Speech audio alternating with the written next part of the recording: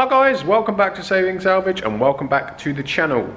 Right, I know I said I was going to be working on this car in today's episode, but I have had to drive every day last week, bar the day that I actually shot the video for the RS6. So unfortunately, that gave a chance for the parts I ordered for the RS3 and the 3.2 to come in. So it just makes sense just to finish these two off before I start on the the TDI 170, because then I can keep a constant update on that one instead of flip between that and the RS3 and the 3.2. So in today's video, we are going to be showing all the parts that I've got for both cars. Well, there's just the alternator for the 3.2, and I'll show you all the parts of the RS3, and hopefully that will mean that the RS3 should be good to go on the road. So fingers crossed. It won't be on the road today because as I said, I had to work all week, so it is currently about 11 o'clock at night. It's my only chance I've had to film a video, and I'm away all next week as well, so I had to come in tonight to get a video out, otherwise it would be another 2 weeks before I got one out, so I didn't want to do that. So yeah. So as always guys, thank you very much for watching. If you do enjoy these videos, please do like and subscribe if you haven't already. And let's crack on with the 3.2 and the RS3. Right, as you can see here, look, the Scorpion exhaust is off the S4. But moving on to other things, we have loads of parts turned up. Right, so we've got that lower splitter that goes on the bottom of the bumper here, look. That was RS3 specific, so that was quite a mission trying to find one of those, but I managed to pick that up. The dealers wanted 270 quid, I think it was, and I managed to pick that up for £50 delivered. Needs to be painted, matte aluminium, but I have some left over from doing the bumper, so that's fine. Just got to paint that and fit that. And then we've got our washer jet. I went for a genuine second-hand unit that comes with some warranty, as opposed to like a pattern part, because these genuine ones, they just fit a lot better where they're supposed to in the clips. They don't rattle around and they just work better. So went for a second-hand unit, one of those. Biggest bargain I think is my steering wheel airbag. It had only been listed 2 hours before I bought it. Absolutely mint condition, no scratches or anything on it. Just as good as condition, minus the hole, as the one that's come off it. And obviously condition's important on this because of how clean the RS3 is. And I managed to pick that up for 220 quid delivered, so happy with that. And moving on to this part, it's just the headlight washer cover. Again, genuine second-hand part, in black. Took a bit of a punt and hoped that it was going to be phantom black. And it is phantom black. So, as you can see by the, it's not going to focus, but there's some nice flecks in it. Same colour as the RS3, so that's the result. It obviously just needs machine polishing, and that will go straight on as well. And the biggest part, which I was saying to you guys, is what the washer cover sits in. This black plastic trim here. And I was saying, Audi don't sell them anymore, you can't buy them, and the only way to obtain one is to buy the whole bumper from Audi, which was £900. Obviously, wasn't going to do that. A couple of guys said about having it 3D printed, which was definitely going to be an option. They could have possibly used this as a template and just flipped the image. And again, by the way, these are RS3 specific. A normal S-Line one is different. Don't know why, just is. So, look what I've had to do. I've had to buy another bloody bumper. And another bloody RS3 bumper. So first thing we're going to do then is unwrap this bumper. Right, result, stripped it down, and it does have the part we need. If you can see that, there she is. So we're going to prise that off and then fit it to our bumper. As I was saying, there are a few parts on this that can be sold. So, very annoyingly, the grille, I actually had to buy one to fit on that car, and that cost me 55 quid delivered. So, in theory, should be worth around 50 quid. And also, these parts here, these slats here, these can come out and they are 100 and something, 120 quid each from Audi, one each side. Again, could remove those and sell those for, I don't know, 25, 30 quid each, just to recoup some of the cost. Or I could just stick it back on eBay minus the part that I'm taking off and hope someone buys it for spares or repairs. What we're going to do now is going to remove that part and stick it back on the RS3.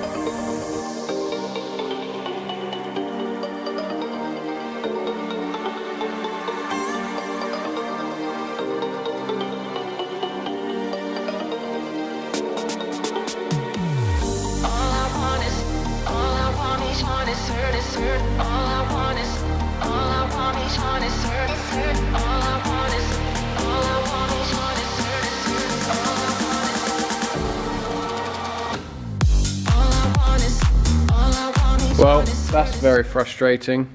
Few issues. My second-hand genuine washer jet is absolutely seized. This part is meant to come out. I'll show you. This part is supposed to come out to obviously wash the headlight. So like this. Supposed to do that. Wash the headlight and go back in. But my one is completely seized, so that's now got to be go back for a refund. So that screws up my plan of putting the bumper on tonight. But we've got our hose all installed, that's all gone in, back on, so that is good. And there was a wire that was damaged as well down here, and I've repaired that, put it back in the conduit. I just need a bit of insulation tape to wrap around that, and we are good. And there's also my mangled bracket in here. Look, I just strained it up just so I could get the additional radiator bolted in position and get obviously coolant through it. That part was on back order. That has now arrived at Audi, so that will be being replaced as well. So annoyingly, I'm kind of stuck on the RS3 again. Good news is though that I have my part in position. It's been glued on, it's just got to set overnight, and I've already put the cover on and it all fits nicely. The only issue I have got is there are a couple of, if you can see on the back there's some springs that just hold the washer cover on, and the springs are missing on that. So I'm really hoping that Audi sell those springs separately, because if they turn around and tell me, no, you've got to buy the bumper to buy the springs, I'm literally, I don't know, gonna go mad. So annoyingly, we've kind of got stuck on the RS3 straight away. So I guess we'll whip that out and get the A3 3.2 in.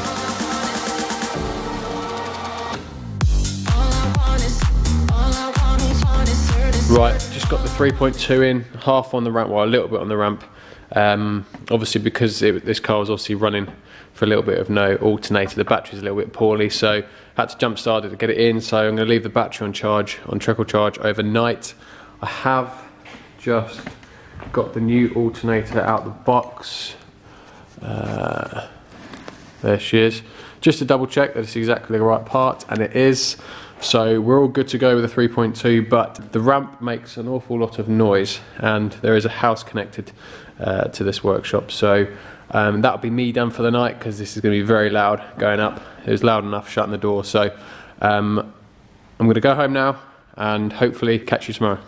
Right, just got the 3.2 back in the air, and there is our hole where our alternator should go, just up there. So again, just got to drop the aircon compressor back down so we can get access. So hopefully carefully place the new alternator in position. That should be fairly straightforward to fit. A few bolts. Once it's back on, stick the belt back on, which is over there, and then hopefully when we start her up and it runs, we'll have at least 14 volts going to the battery.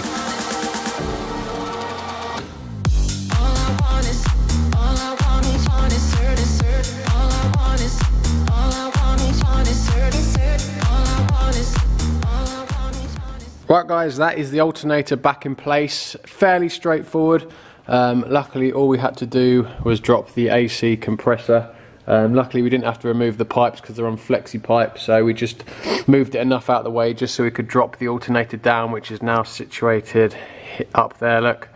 So got that in, just the 2 bolts holding it on. Had to remove this tensioner to gain access to the lower alternator belt, but fairly straightforward. Belt off, managed to get the tensioner for the auxiliary belt, which is that top one up there. Managed to get all this access from the bottom, so it's fairly straightforward. Just go around this side, and then you won't be able to see it very well. And then there is just the battery cable, which is a 30mm nut on the back of the alternator, and the 2-pin plug, which plugs into the back as well, which gets the reading for the voltage. So very easy job, start to finish. If I had the part to start with, it would have been probably. Did I take the wood outside out? Yeah, I did. Probably do it in 45 minutes, I reckon.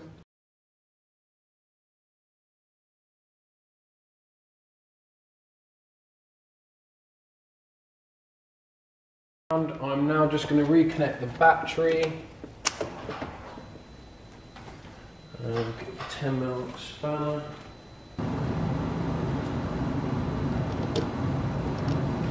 Right, the battery's been on charge overnight, so the battery should be absolutely spot on as well. So I'm just going to start it up, and fingers crossed we'll have 14 volts at the battery.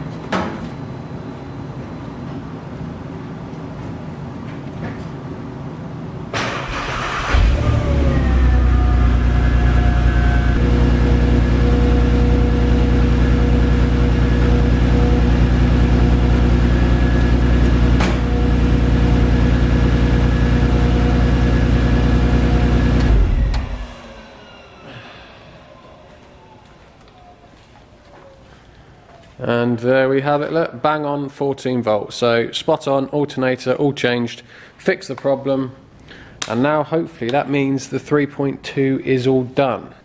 Right guys, that is it in today's video. Sorry it's been a bit of a quick one. As I was saying earlier, I don't have much time this weekend. I was driving all last week and I'm away all next week, so this is kind of, these 2 nights over the weekend have been the only opportunity I've had to work in the workshop. So I thought an update is better than no update. Obviously you saw a bit of frustration with the RS3 because one of the parts that had arrived broken, and therefore we couldn't go ahead and put the bumper on. It's good that you can see that firsthand. It's like not everything goes perfect, not everything arrives perfect, goes on perfectly. So yeah, it's a bit annoying, which means we've now got to wait for, I've ordered a new one as well, so that's going to have to be towards the end of next week now before that turns up. So, but there you go, that's just what happens. Not everything goes to plan, as you've seen in today's video. So as always guys, if you do enjoy these videos, please do like and subscribe, and if you've got anything today, just drop it in the comments box below. I'll try to read all the comments. Now I know I said this last time, but this time the next video will be on the A3 170. I'm going to do an overview of everything that's wrong with it to date, because if I'm honest, it's been sat there probably getting on for a year now, so it'd be probably good to refresh my memory as well. So I'll go through exactly what's wrong with it, we'll go around it on the ramp, go under it, have a look around it, refresh my memory, and there, we'll go from there. Right, as always guys, thank you very much for watching, and I'll see you next time. Cheers guys.